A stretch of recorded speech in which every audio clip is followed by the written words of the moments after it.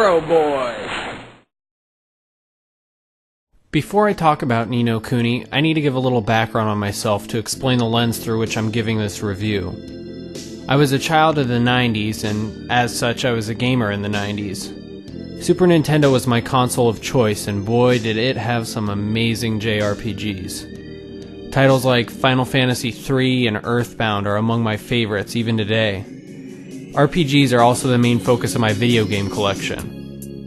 Though the RPG renaissance of the 90s was my induction into the genre, I've since grown slowly away from it. From the PlayStation 1 era on, there have been, in my opinion, less and less worthwhile RPGs. I'm not a big fan of modern JRPG titles. A lot of the emo hair, dating sim, and maudlin story type tropes that have kind of seeped into the genre are a big turnoff for me. Because it was released in Japan over a year before it came to America, I saw Ni no Kuni far down the road, and I had a lot of expectations building for the game that many people said would finally bring a worthwhile JRPG to the US. Ni no Kuni Wrath of the White Witch was released on the PS3 on January 22, 2013 as a collaborative effort between Studio Ghibli, Level-5, and the publisher Namco Bandai. We open in a small town called Motorville, where a teen boy named Oliver is grief-stricken after a tragedy befalls his mother and sole caretaker, a woman named Alicia. He takes solace in a doll his mother made him when he was a child, and is soon surprised when his tears bring it to life. The pushy, rather loud-mouthed doll, Drippy, informs Oliver that if he travels to another world parallel to Motorville, he may be able to find and ultimately help his mother. Reluctantly, Oliver agrees, beginning his quest to become a powerful magician and save both the world he grew up in and the strange place where his new friend comes from. Ni no Kuni follows the gameplay style of a classic JRPG. In fact, it merges elements of many different RPGs into one. Don't expect to see anything you haven't before, but all the elements included are well made. The game takes you on an initially very linear series of events, alternating between towns and dungeons. Then once different means of transport become available to Oliver, the world map opens wide up to be explored in any order you wish. Sound familiar? The sheer diversity of places you get to visit makes for some very surprising and often fantastic sights. The game's battle system is an interesting blend between turn-based and real-time, letting the player move freely while fighting, but pausing when selecting attacks. It also includes cooldown times on almost everything. At any time, the player can switch between controlling Oliver, his teammates, or 3 familiars that they each can have, effectively making for 12 potential characters in any given battle. Each familiar can only be deployed for a certain amount of time, encouraging strategies that revolve around switching frequently, and regardless of which one is active, they share a health bar with their respective master. Initially, the player is only given a handful of familiars, but later in the game, catching them becomes possible, opening up an entirely addictive subset of the main gameplay. In addition to catching, training, and outfitting familiars, there are a lot of other diversions. An alchemist's cauldron can be used to mix collected ingredients into special items, often required for certain side quests. Side quests are managed through a bulletin board of errands present in each town you visit. Completion of each errand yields stamps on a merit card, and each completed merit card counts as a type of currency with which to buy special perks not necessary to gameplay but certainly helpful. Bounties to defeat specific enemies can be accepted and also go toward merit card rewards.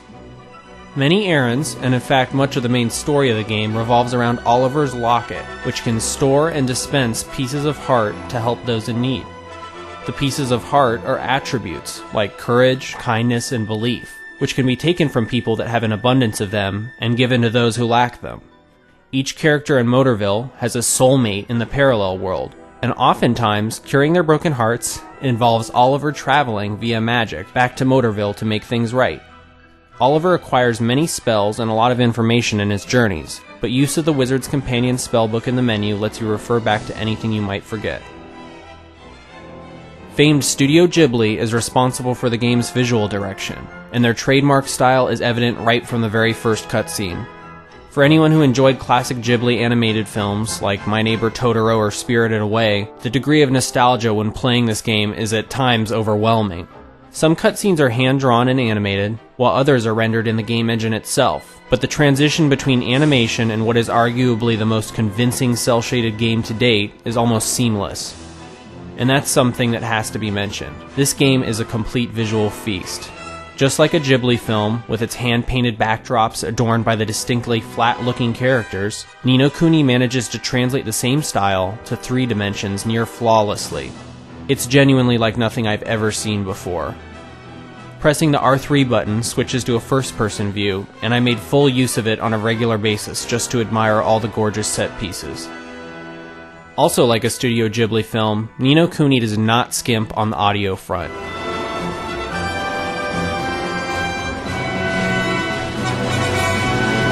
The soundtrack was composed by Joe Hisaishi, a regular amongst Ghibli films, and it certainly manages to maintain the same familiar sound. Performed by the Tokyo Philharmonic Orchestra, the end product has a high degree of polish. On the pro side, Ni no Kuni is an exquisite game. Simply, every facet was pushed exactly to where it needed to be, without going too far and becoming overly complicated. Everything has a distinct, well-defined purpose.